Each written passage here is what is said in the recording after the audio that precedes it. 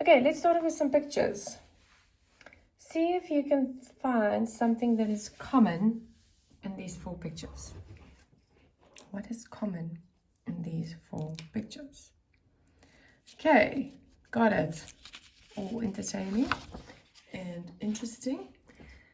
There's doors, okay? And then there's one key lesson that you need to learn today is input, in other words, you go in the door, always comes before output. Now, output is when you're leaving the room. So just think of these pictures that if you want to go into that room or into that space, you have to go in first and then out. We always get confused which one is which, and that is the easiest way to try and remember is about thinking about a door. What is input and what is output? Let's get to the point. Input VAT, first of all, is for suppliers. So this is people that you go to. Let's say you go downtown and you go and buy your stock from your supplier. And let's say, cost price, he's going to charge you 100 Rand for a t-shirt that you are buying from him. And of that 100 Rand, you're going to have to add 15% VAT before you pay him. And you're going to pay him 115 Rand. That's how much money he's receiving from you. Now, as you're driving up the hill with all your stock, you start thinking about your GP, your gross profit. So you know now it's costing you 100 Rand, and you need to decide how much you're going to add to that 100 Rand to make some money. So let's say you decide on you're going to go with 100% markup, okay? That means the 100 Rand that you've just paid will be doubled. You'll take 100 Rand plus 100 Rand, and that's going to be 200 Rand for your selling price.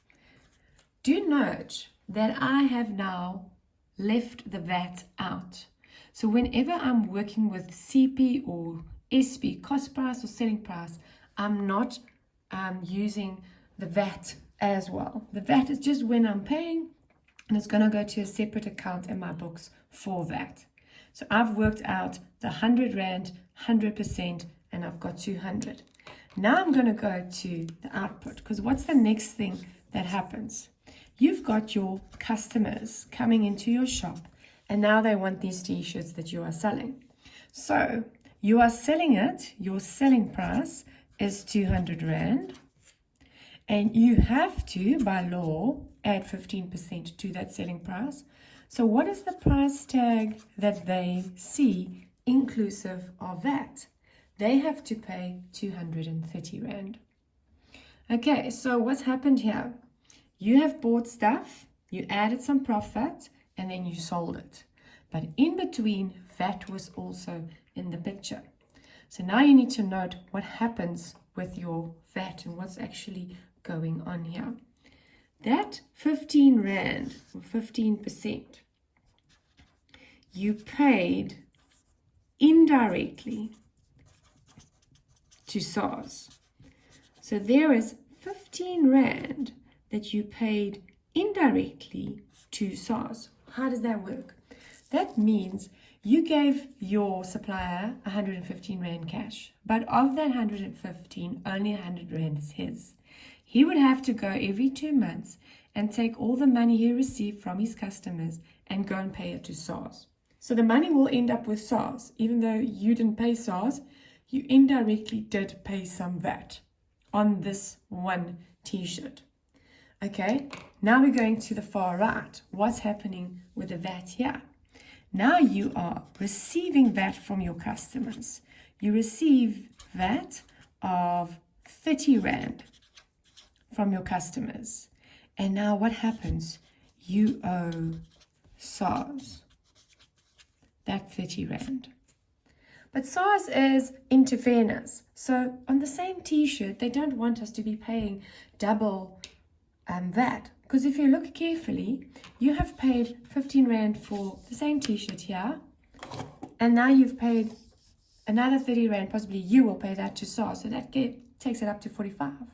And they say, no, that's not necessary to add more VAT to an item. What they do is they meet us somewhere in the middle. So they say to you, this 15 Rand that you've already paid can be refunded. So let's say you need to write them a check of 30 Rand because that is how much money your customers gave you. Good news, you don't have to give them 30 Rand.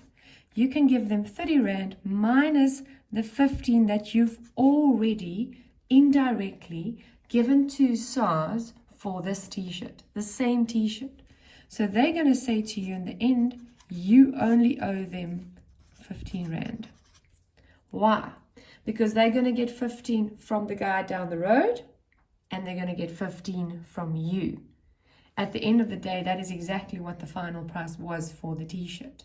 They're not going to ask that and that and that. They're trying to keep it to the final number and then we split it. The supplier will pay his share, the 15 Rand that I've given him already, and then I need to pay a little bit less because of the refund that I got.